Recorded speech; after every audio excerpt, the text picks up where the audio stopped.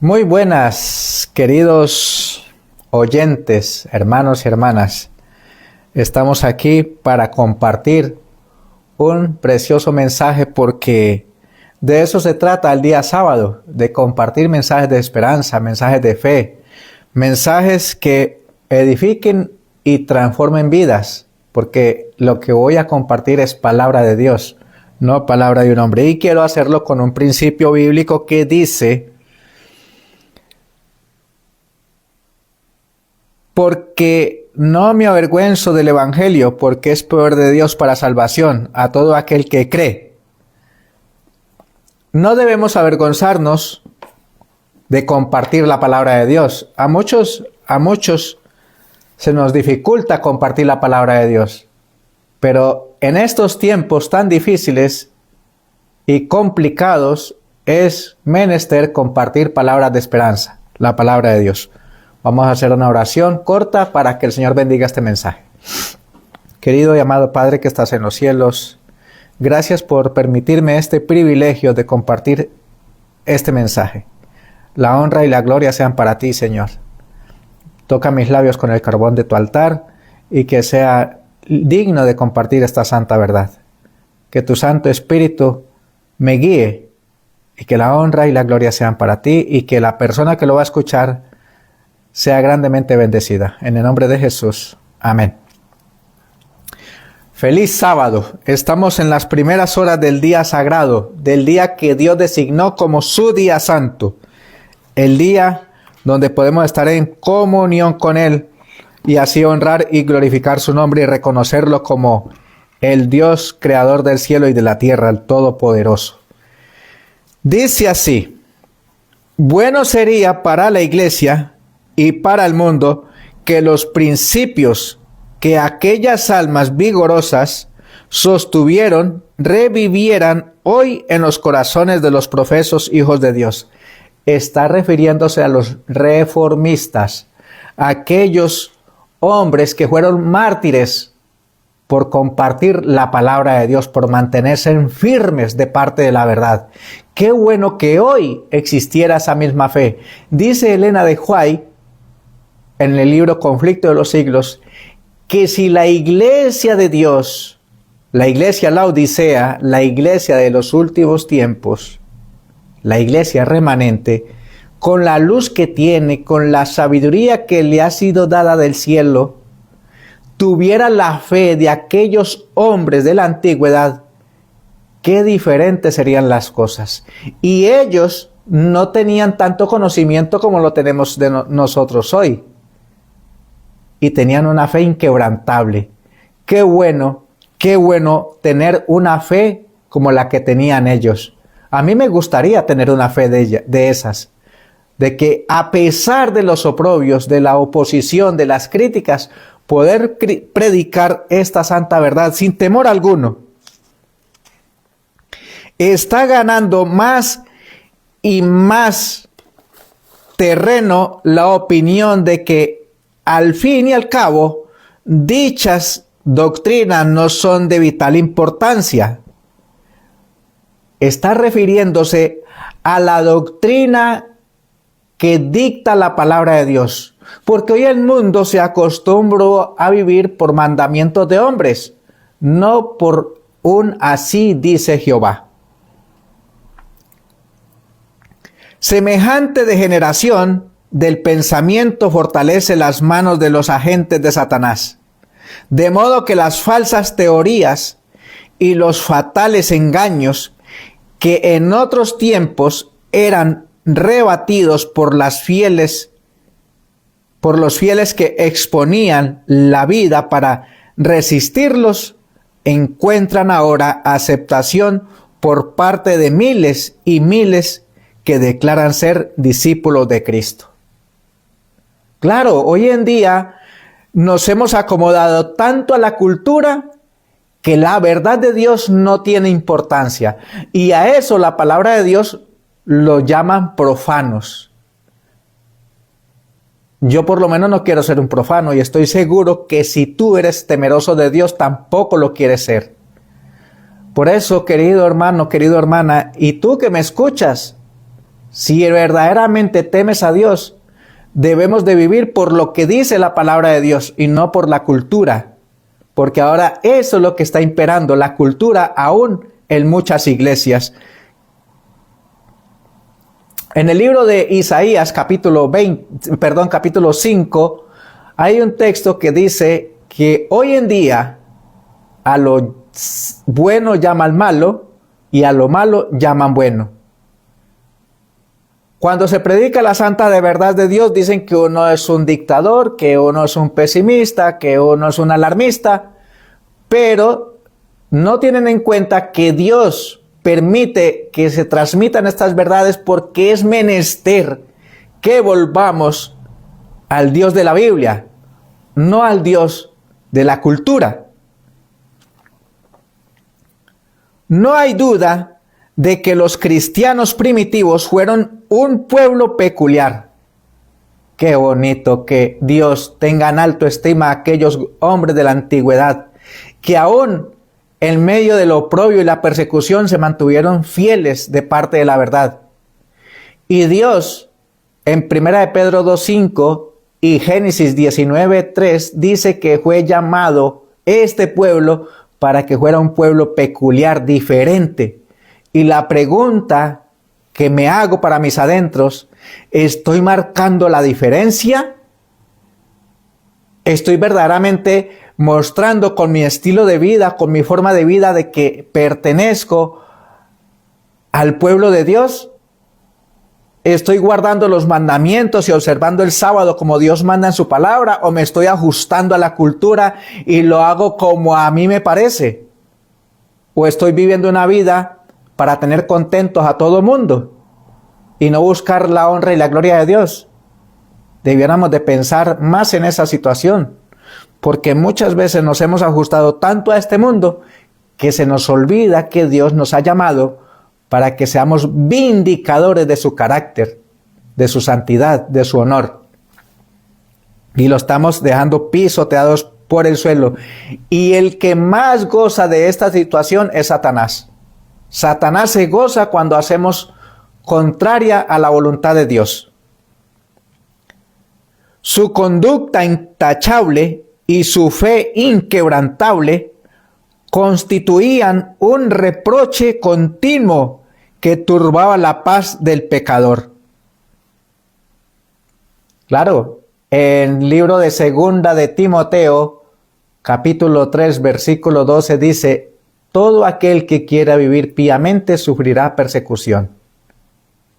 Cuando un pecador se siente reprendido por la vida intachable de alguna persona, lo primero que hace es hacerle la vida imposible y acusarlo y hacerle oprobio. Aunque pocos en número, escasos de bienes, sin posición de títulos honoríficos, aterrorizaban a los obradores de maldad donde quiera que fueran conocidos su carácter y sus doctrinas. ¡Ah, qué interesante! Aquí la sierva de Dios dice que no necesitamos diplomados y ser catedráticos para dar un fiel testimonio de la fe de Jesucristo. Que aún siendo iletrados podemos tener por la gracia y el poder de Dios una fe inquebrantable como la que tuvieron aquellos grandes hombres de la antigüedad. Por eso los odiaban los impíos, como Abel fue aborrecido por el impío Caín. Por el mismo motivo que tuvo Caín para matar a Abel, los que procuraban librarse de la influencia refrenadora del Espíritu Santo daban muerte a los hijos de Dios. Y nosotros en estos tiempos finales también debemos prepararnos, porque lo que sucedió en el pasado va a volver a suceder. La cuestión es, querido hermano, querida hermana que me escucha, ¿en quién estás fijando tú los ojos? ¿En los caprichos y en las vanidades de este mundo? ¿O los estás fijando en aquel que puede salvarte, puede librarte y puede protegerte? Porque la Biblia dice, Isaías 45:22, miradme a mí y sed salvos todos los términos de la tierra, porque yo soy Dios. Y no solamente en el Antiguo, en el Nuevo, para aquellos que dicen que hay que vivir por lo que dice el Antiguo Testamento. Y otros dicen, se van a leer otro extremo. No, el Antiguo no tiene validez, solamente el Nuevo. Pues bueno, también lo dice el gran apóstol Hebreos 12:2, puestos los ojos en Cristo Jesús, el autor y consumador de la fe. Comunión con Dios, hermano, hermana, comunión con Dios. Eso es lo que nos lleva a estar firmes en medio de la crisis que estamos viviendo y aún en aquella que sobrevendrá a este mundo. ¿Dónde está tu fe?, le preguntó el divino maestro a los discípulos cuando estaban allí quejándose porque las olas arreciaban fuerte en la tempestad, que querían casi voltear la barca. Y Jesús les dijo, ¿dónde está vuestra fe? Y la pregunta nos la traslada a nosotros hoy. ¿Dónde está tu fe? ¿Está puesta en mí o está puesta en tu fuerza, en tu fortaleza? Porque muchas veces creemos o nos decimos ser valientes según nuestro propio criterio. Y nosotros, si verdaderamente queremos ser fuertes y tener una fe inquebrantable, tenemos que estar aferrados a la gracia divina, estar en comunión con Dios a través del estudio de la Biblia, la oración y la testificación. Por ese mismo motivo, los judíos habían rechazado y crucificado al Salvador. Es a saber, porque la pureza y la santidad del carácter de éste constituían una reprensión constante para su egoísmo y corrupción. Desde el tiempo de Cristo hasta hoy, sus verdaderos discípulos han despertado el odio y la oposición de los que siguen con deleite los senderos del mal. Así está escrito. Este servidor solamente lo que está haciendo es un canal de bendición para compartir a otros un mensaje de esperanza, que despertemos, que salgamos de este letargo en que nos encontramos, porque estamos adormecidos. La Biblia dice claramente, el gran apóstol, despiértate tú que duermes, levántate de los muertos y te alumbrará Cristo. Venid a mí, dice el Señor. Eso lo encontramos el primero en Efesios 5:14 y el siguiente en Mateos 11:28 y 29. Venid a mí y despertaos, velad y orad. Desde el tiempo de Cristo hasta hoy, sus verdaderos discípulos han despertado el odio y la oposición de los que siguen con deleite los senderos del mal. ¿Cómo, pues, puede llamarse el Evangelio un mensaje de paz? ¿Cómo puede llamarse un mensaje de paz cuando causa oprobio? Claro, es muy complicado decirle a una persona que está acostumbrada a vivir bajo las vanidades y los deleites de este mundo que hay un camino mejor, pero que hay que dejar ciertas cosas para seguir ese camino. Porque Dios promete grandes bendiciones, pero hay condiciones, y es dejar mi yo y seguir a Cristo. Dejar el camino de los deleites, porque cuando Jesús vino a este mundo era el príncipe de paz, según Isaías 6. Pero ¿qué fue el divino maestro para la humanidad? Oprobio.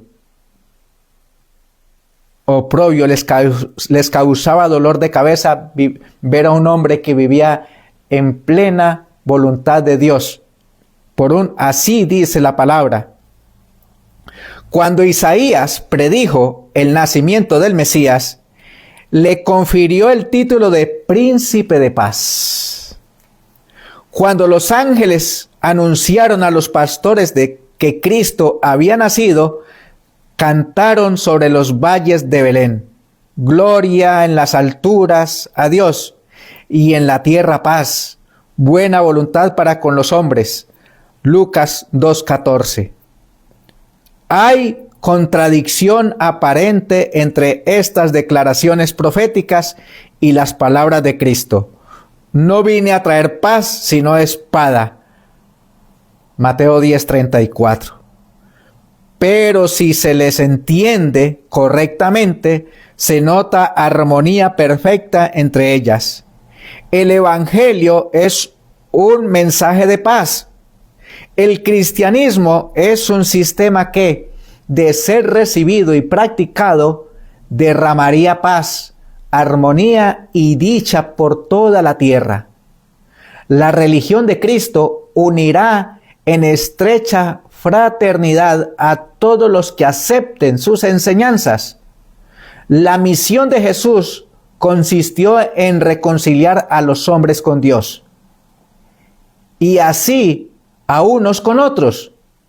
Pero el mundo en su mayoría se halla bajo el dominio de Satanás, el enemigo más encarnizado de Cristo. El Evangelio presenta a los hombres principios de vida que contrastan por completo con sus hábitos y deseos pecaminosos, y por esto se rebelan contra él. Aborrecen la pureza que pone de manifiesto y condena sus pecados, y persiguen y dan muerte a quienes los instan a reconocer sus sagrados y justos requerimientos. Por esto, es decir, por los odios y disensiones que despiertan las verdades que trae consigo, el Evangelio se llama una espada.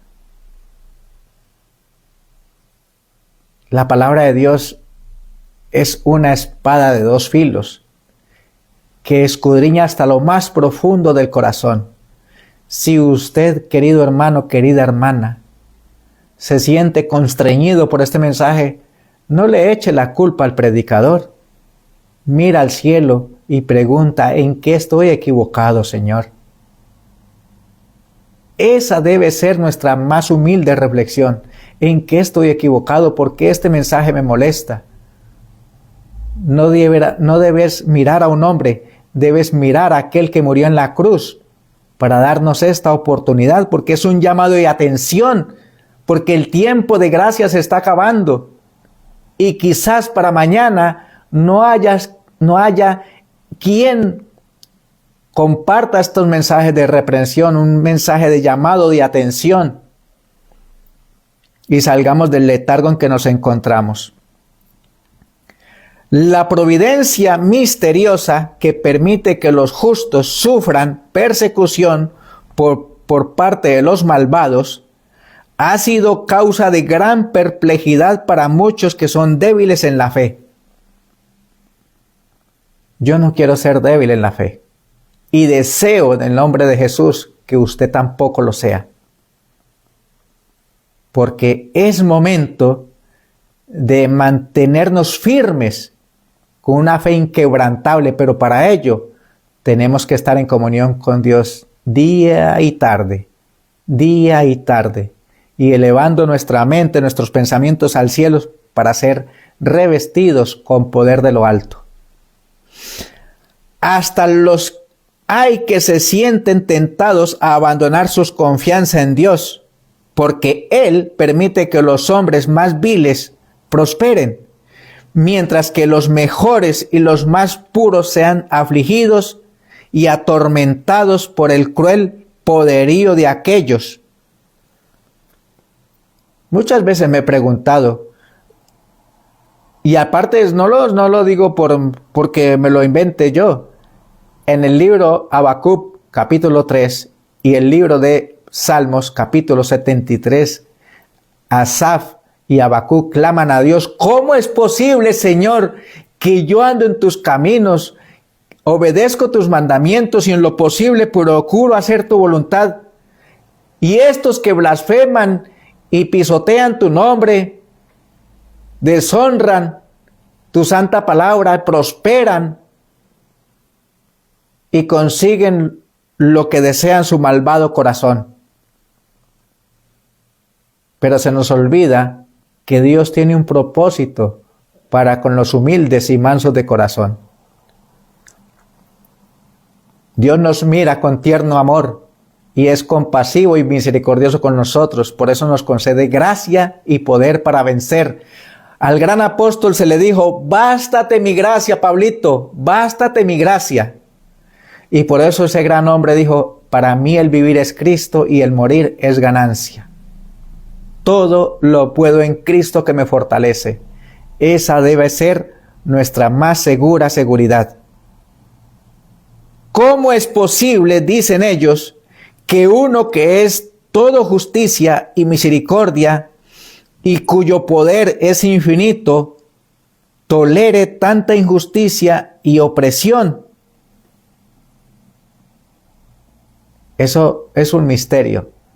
Por eso se llama que este evangelio hay que vivirlo por fe y en la bendita esperanza de que aquel que dio su vida por cada uno de nosotros en la cruz del Calvario, Él nos llevará y nos dará la victoria hasta el día final. Es una cuestión que no nos incumbe. Dios nos ha dado suficientes evidencias de su amor y no debemos dudar de su bondad porque no entendamos los actos de su providencia. Previendo las dudas que asaltarían a sus discípulos en días de pruebas y oscuridad, el Salvador les dijo, y nos dice también a nosotros: acordaos de la palabra que yo os he dicho. ¿No es el siervo mayor que su Señor? Si a mí me han perseguido, también a vosotros perseguirán. Juan 15:20. Si al Divino Maestro le hicieron todo lo que le hicieron, ¿nosotros qué vamos o qué debemos esperar? Gracias a Dios, a nosotros no nos han clavado una corona de espinas, no nos han puesto una lanza en el costado y no nos han clavado de pies y manos. Tal vez nos habrán injuriado, nos habrán escupido y habrán dicho cualquier cantidad de tonterías, pero Cristo Jesús sufrió y padeció para darnos esta segunda oportunidad y nos insta a que tengamos fe en que su gracia es suficiente para avanzar hasta el final. Jesús sufrió por nosotros más de lo que cualquiera de sus discípulos pueda sufrir al ser víctima de la crueldad de los malvados. Los que son llamados a sufrir la tortura y el martirio no hacen más que seguir las huellas del amado Hijo de Dios. ¿Cuánto sufrió el Divino Maestro? Hay un hermoso libro que se llama La mayor necesidad del adventismo y uno de sus párrafos dice así: ¿Tú crees que es justo que tú vivas y te deleites con las cosas de este mundo sin tener en cuenta al Divino Maestro cómo sufrió y padeció para que tú vivas en la condición que te encuentras? O sea, dándome a entender a mí de que no le doy valor al gran sacrificio que Cristo Jesús hizo en la cruz del Calvario porque vivo como me da la gana. No vivo por una, así dice Jehová. Y quizás a muchos de nosotros nos esté pasando lo mismo. Nos hemos olvidado de que nuestra salvación costó la vida del príncipe del cielo. ¿Cuánto sufrió y padeció nuestro Señor para que nosotros vivamos de una manera tan impía? El Señor no tarda su promesa, según 2 de Pedro 3:9. Él no se olvida de sus hijos ni los ha abandonado, pero permite a los malvados que pongan de manifiesto su verdadero carácter para que ninguno de los que quieran hacer la voluntad de Dios sea engañado con respecto a ellos. Además, los rectos pasan por el horno de la aflicción para ser purificados y para que por su ejemplo otros queden convencidos de que la fe y la santidad son realidades. Y finalmente, para que su conducta intachable condene a los impíos y a los incrédulos. ¿Cuál es el testimonio que estamos dando nosotros? Mateo 24:14 dice: y será predicado este evangelio por testimonio. Y la pregunta que este servidor hace para mí mismo, y la comparto contigo, querido hermano, querida hermana: ¿para quién estás viviendo tú? ¿De parte de quién estás? ¿Cuál es tu deleite? ¿Para quién son tus más nobles deleites? ¿Para Cristo o para el mundo? ¿Dónde está vuestra fe? ¿Dónde está puesta tu mira? ¿Estás en comunión con Dios o estás en comunión con este mundo? ¿Vives por los mandamientos de Dios o por los mandamientos de los hombres? Dios permite que los malvados prosperen y manifiesten su enemistad contra Él, para que cuando hayan llenado la medida de su iniquidad, todos puedan ver la justicia y la misericordia de Dios en la completa destrucción de aquellos. Dice por eso el Salmo 73: yo no entendía esto y por poquito resbalan mis pies, hasta que entré al santuario de Dios y comprendí el final de aquellos que se deleitan en las cosas de este mundo.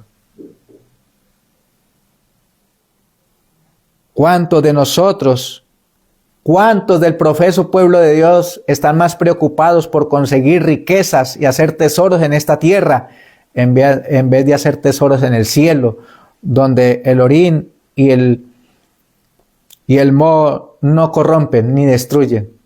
Eso está en la Biblia también, dicho por el Divino Maestro. Mejor les fuera que hicieran tesoros en el cielo, porque donde está vuestro tesoro, allí está vuestro corazón.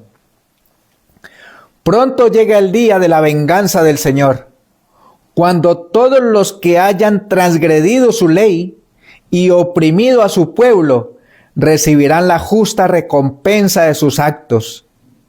Cuando todo acto de crueldad o de injusticia contra los fieles de Dios será castigado como si hubiera sido hecho contra Cristo mismo. No hay nada que temer del futuro, solamente que nos mantengamos mirando al invisible, a aquel que sabe guiar por el sendero recto, porque Él es nuestra única justicia, nuestro castillo fuerte, nuestra única esperanza de vida, nuestro gran amigo, nuestro abogado, nuestro gran sumo sacerdote y nuestro hermano mayor, Cristo Jesús nuestro Señor. A Él debemos seguir y a Él debemos mirar. Otro asunto hay de más importancia aún, que debería llamar la atención de las iglesias en el día de hoy. Oiga, esto es muy importante. Voy a volver a repetir.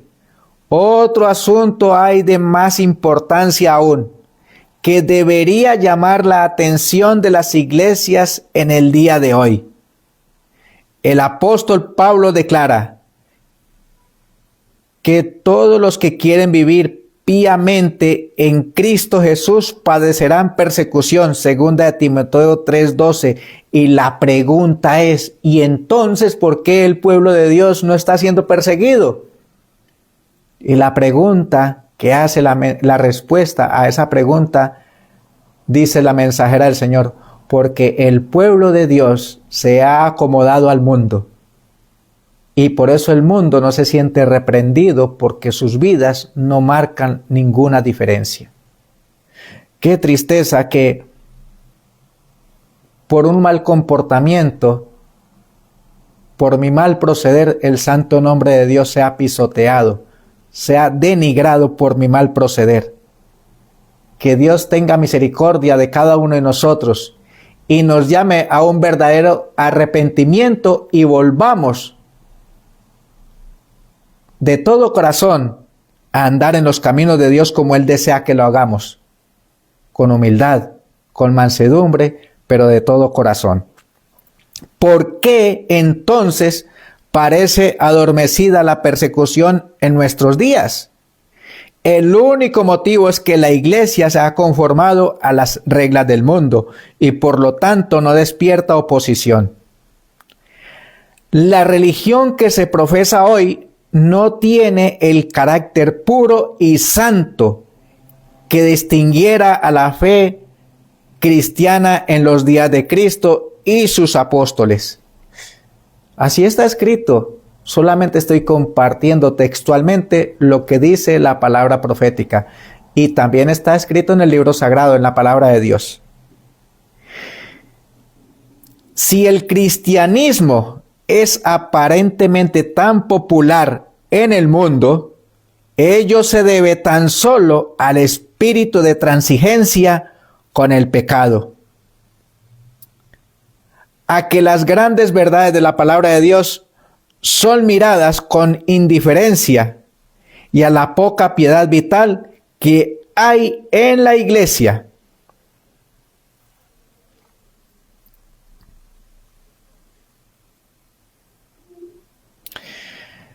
Revivan la fe y el poder de la iglesia primitiva, y el espíritu de persecución revivirá también, y el fuego de la persecución volverá a encenderse. Queridos hermanos, hermanas, tú que me escuchas, le animo en el nombre del Señor.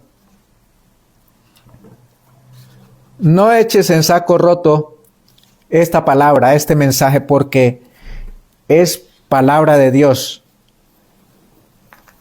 Y debemos hoy, más que nunca, estar en comunión con Dios, porque hoy está más cerca nuestra salvación que cuando creímos. Y Dios lo único que desea es que estés vigilante, atento, velando y orando para que no caigas en tentación. Eso lo dice la palabra. Mirad que nadie os engañe. Y si no queremos que nadie nos engañe, debemos leer el sagrado libro, porque la palabra de Dios dice claramente: lámpara a mis pies tu palabra y lumbrera a mi camino. La palabra de Dios es nuestra guía más segura para andar en este mundo tenebroso y lleno de maldad. Por eso, le animo en el nombre de Jesús. Ven a Cristo, ven sin tardar y entrega tu vida y entrégala de todo corazón, porque Él se compromete a guardarte y a protegerte en medio de los momentos de aflicción que se avecinan a esta tierra. Cristo viene pronto, Maranata, y debemos estar preparados para estar sin temor alguno en la presencia de aquel que es solo amor, todo amor. Dice, y con este texto termino, Apocalipsis 16:15. Este mensaje, este texto es para ti y para mí, que hemos decidido andar en los caminos del Señor, guardando sus santos mandamientos, cumpliendo la verdad del sábado, sabiendo que hay un juicio investigador, sabiendo que el tiempo de gracia se está acabando y que Cristo viene pronto. Te dice a ti y me dice a mí: he aquí yo vengo como ladrón. Bienaventurado el que vela, o sea, el que está atento, vigilante, velando y orando, y guarda sus ropas. Está hablando del traje de justicia que nos fue entregado el día que decidimos andar en los caminos de Cristo Jesús a través del bautismo. El traje de su justicia, dice, y guarda sus ropas para que no ande desnudo y vean su vergüenza. Si no queremos ser avergonzados, aquel gran día cuando venga Jesús en gloria y majestad, busquémosle de todo corazón y estemos en guardia, en armonía con lo que Dios manda en su palabra. Velad y orad. Orad sin cesar y mirad que nadie os engañe. Es mi deseo y oración. Comparte este tema, compártelo y que sea de gran bendición para tu vida y para aquellos humildes de corazón que quieren y desean vivir por lo que dice la palabra de Dios y no por los mandamientos de los hombres. Dios te bendiga y hasta una próxima oportunidad. Le deseo que pasen un maravilloso día de Santo Sábado y se gocen de la presencia del Señor.